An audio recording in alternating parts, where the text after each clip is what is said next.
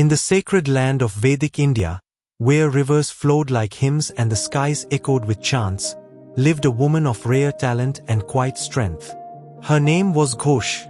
Gosha was not born into royalty or raised in the courts of kings. She was born into a family of deep spiritual tradition. Her grandfather was Dirghatamas, a powerful rishi whose hymns are recorded in the Rig Veda. Her father was Kakshivat, another well-known sage of the Vedic age. From birth, Gosha was surrounded by wisdom, ritual, and sacred sound. She grew up in an atmosphere where the Vedas were not just scriptures, they were a way of life. Chanting, meditation, and philosophical inquiry were a part of her daily routine. But Gosha was not simply a listener of these ancient teachings.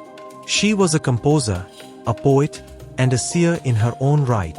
And yet, her life was not without hardship. According to tradition, Gosha suffered from an incurable skin disease.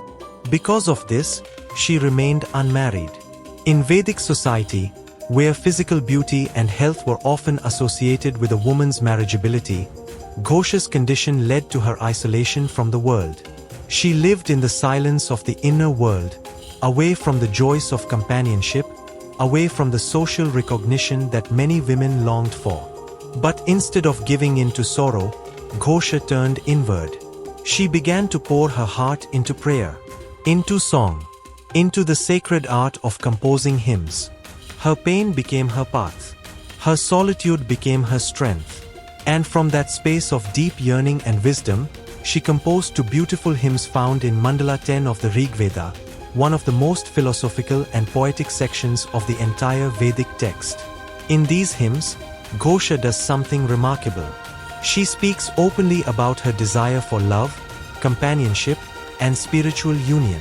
She does not shy away from expressing human longing.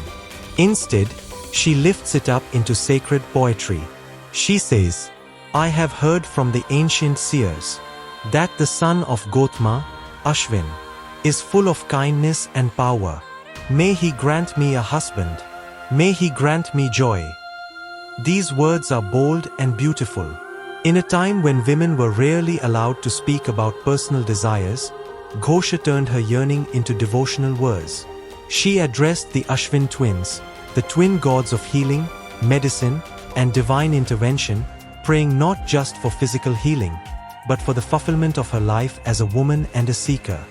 Her second hymn is even more powerful. In it, she praises the Ashwins for their grace and strength. Her voice is confident, full of poetic rhythm and spiritual insight. She speaks with reverence, but also with courage, as one who knows the gods listen when the heart is pure. Her prayers, it is believed, were answered. According to later legends, the Ashwins granted her healing. Her illness faded. Her beauty was restored. And she was blessed with marriage, love, and a life of fulfillment. But even beyond the legends, what remains undeniable is her place in the Rig Veda. In a collection of thousands of hymns, mostly composed by male sages, Gosha's name stands tall as one of the few female rishis who were recognized as mantra drishta, or seers of sacred truth. She was not only known for her physical beauty, which later texts mention, but for her intellectual depth and spiritual clarity. Her hymns reflect a rare combination of honesty, hope, and inner light. Gosha teaches us that even in the face of rejection, one can find a voice. Even in loneliness, one can find prayer. And even in silence, one can become a song. She is a symbol of resilience, wisdom, and the feminine force that quietly shaped Vedic thought. Today, her name is not as widely known as some other sages. But those who read the Rig Veda carefully will find her voice, soft, strong, and eternal, echoing in the sacred verses. She reminds us that the soul does not need perfect circumstances to shine. It only needs a heart willing to speak its truth, to ask, to seek, to trust. Gosha, the poetess, the philosopher, the visionary, lived not in palaces, but in prayers. And through her hymns, she became immortal.